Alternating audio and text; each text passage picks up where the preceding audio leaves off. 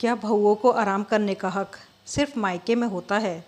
क्या हुआ सुनंदा, अभी तक तुम उठी नहीं? अमृता जी ने अपनी बहू से पूछा। हाँ माँ जी, तबीयत खराब है, सिर भी दर्द दे रहा है, उठने की हिम्मत नहीं हो रही है।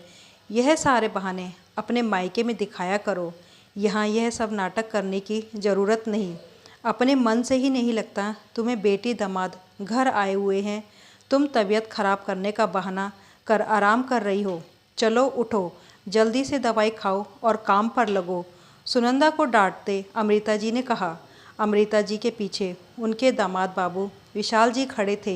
सारा नज़ारा अपनी आंखों से देख चुके थे और कानों से सारी बातें सुन चुके थे। अपनी सासू माँ का सुनंदा भाभी के प्रति यह व्यवहार शायद उन्होंने कभी सपने में भी नहीं सोचा था। बहुत इज्जत करते थे विशाल जी अमृता जी और सुनंदा भाभी की, पर आज ना चाहते हुए भी वह चुप न रह सके। माँ जी, आप यह भूल रही हैं कि आपकी बेटी भी हमारे घर की बहू है। मेरे सामने आप भाभी जी के साथ इतनी कठोरता के साथ व्यवहार कर रही हैं। जरा अपनी बेटी लता से पूछिए, जरा सी छींक आने पर भी मेरी माँ कैसे उसको प्यार से पूछती है कि तुम्हारी तबीयत खराब तो नहीं, छोड़ दो, काम जाओ, आराम करो।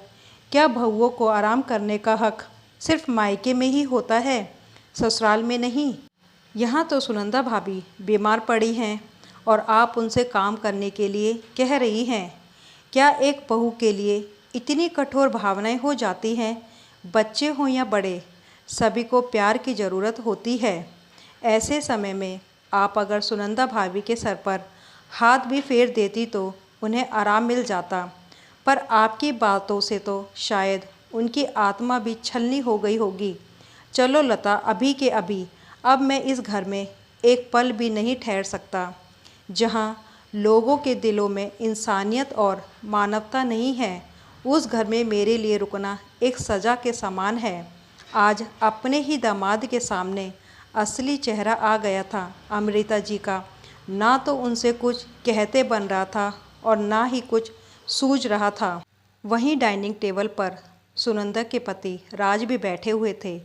मन ही मन उन्हें भी आत्मग्लानि हो रही थी। आखिर उन्हीं के साथ तो गठबंधन हुआ था सुनंदा का।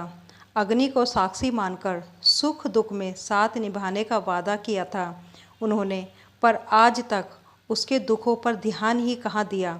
उसकी आंखों के सामने वह नज़ारा घूम गया जब लता की सगाई हो रही थी।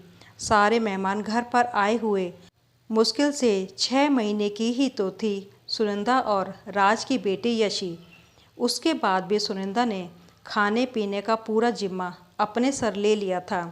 20-25 लोगों का खाना बनाना आसान ना था, लेकिन मजाल है कि सुनंदा के चेहरे पर शिकन भी आई हो। लता के ससुराल वालों की नज़रों में सुनंदा की एक जिम्मेदार बहू की छवि बन गई थी। विशाल जी ने भी सब कुछ अपनी आंखों से देखा था, इसलिए आज अमृता जी का सुनंदा भाभी के लिए इस तरह से बोलना विशाल जी सहन नहीं कर पाए। जहां आज सुनंदा के लिए राज को बोलना चाहिए था, वहां विशाल जी ने आवाज़ उठाई। विशाल को रोकते हुए राज ने कहा, रुक जाइए विशाल जी, आज आपकी एक आवाज़ ने मुझे मेरी गलतियों का एहसास दिला दिया। सबसे बड़ी गलती तो मेरी है, जो मैं ही अपनी पत्नी को आज तक उपेक्षित करता रहा। शायद हम पुरुषों को यही मानसिकता होती है कि बहू सिर्फ परिवार वालों की सेवा के लिए ही होती है, उनके दुख से हमें क्या वास्ता। आज से और अभी से आपके सामने मैं यह वादा करता हूँ कि अपनी पत्नी के सुख और दुख दोनों में मेरी बराबर की साझेदारी होगी। आप इस तरह नाराज़ होकर मत जाइए। मुस्कुराते हुए विशाल जी ने राज को गले से लगा लिया और कहा कि अच्छी बातों की शुरुआत तुरंत होनी चाहिए। चलिए आज हम दोनों रसोई में चलकर सुनंदा भाभी के लिए चाय नाश्ता बनाते हैं। अब घर की बहू को ससुराल में भी आराम करने की इजाज़त है। क्यों साले साहब, सही कहा ना मैंने?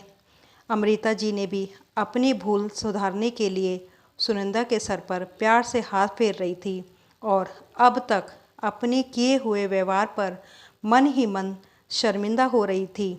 ऐसा भी क्या काम कि 2 घड़ी सुकून से माँ बच्चे को लेकर भी ना बैठ सके।